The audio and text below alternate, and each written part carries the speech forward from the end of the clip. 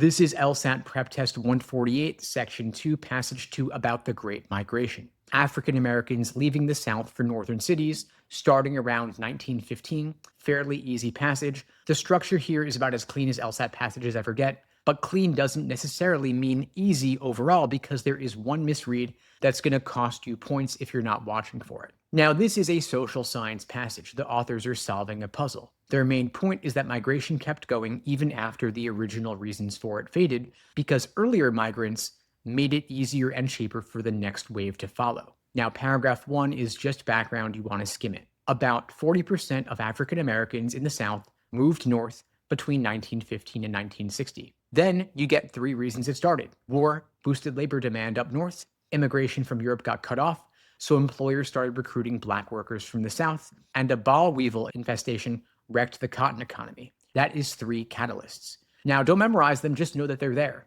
This paragraph is filling in the history, so the real argument has something to stand on. Nothing here is the author's own idea, it's all established background. Now, paragraph 2. This is the paragraph that matters the most, and it's the shortest one, and that should tell you something. The first half just wraps up paragraph 1. Migration started in 1915 because the income gap finally got big enough. But then there's a hard turn. The authors say the real question isn't why migration started, it's why it kept going, and why it actually sped up, even while the income difference between the North and the South was shrinking. Now, you want to catch that word narrowing. The money reason was fading, so if people kept moving and moved faster, something else has to explain it. That is the puzzle here. And everything after this paragraph exists to answer it. But if you blow past the pivot, you're going to spend the rest of the passage thinking the whole thing is about why the Great Migration happened, and you're going to pick wrong answers because of it. Now, paragraph 3 is the theory. You want to read this one carefully. The authors say migration builds its own momentum over time, and once it starts, it feeds itself. Then they lay out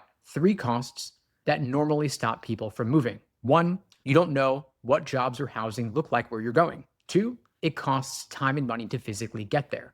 And 3, once you arrive, you have to figure out a new place. You got to find work, find housing, adapt to different customs. Now, this paragraph is doing something specific. It is building a checklist. It names 3 barriers, and it's setting you up so that paragraph 4 can knock each one down. If you see that, the whole back half of the passage snaps into place. Now, paragraph 4 is the payoff. It walks through how early migrants removed each of those 3 barriers for the people who came after. Letters got passed around and read by dozens of people back home. That handles the information problem. New migrants traveled alongside experienced ones heading back north. That cuts the physical cost. And when they arrived, earlier migrants gave them a place to stay, food, even credit, plus a cultural cushion, so the adjustment wasn't as brutal. Do you see what's happening here? Paragraph 3 says there are 3 walls. Paragraph 4 says, here's how each wall came down. The passage runs on that match. If you track it, the questions almost answer themselves. Now, the key move here is the pivot in paragraph 2. The whole argument depends on one distinction: why migration started versus why it continued. The catalysts explain the start. The momentum theory explains the continuation. And that's the line the test writers are going to push on. Now, here's where students go wrong. They walk away thinking this is a passage about the causes of the Great Migration, but it's not. The causes are just the setup. The actual argument is about a specific economic puzzle. Why did migration accelerate when the financial incentive was getting weaker? If your mental summary is passage about the Great Migration and its causes, you're going to miss on main point and primary purpose questions. Your summary should be closer to saying, it's a passage proposing that migration created its own momentum through network effects. That is the argument. Now, before you touch the questions, check yourself on 3 things. First, why does the passage bother listing those 3 catalysts in paragraph 1 if they're not the main argument? Second, what exactly is the puzzle paragraph 2 sets up? And third, can you match each cost from paragraph 3 to the specific solution in paragraph 4? If you can do all 3, you're going to be in good shape.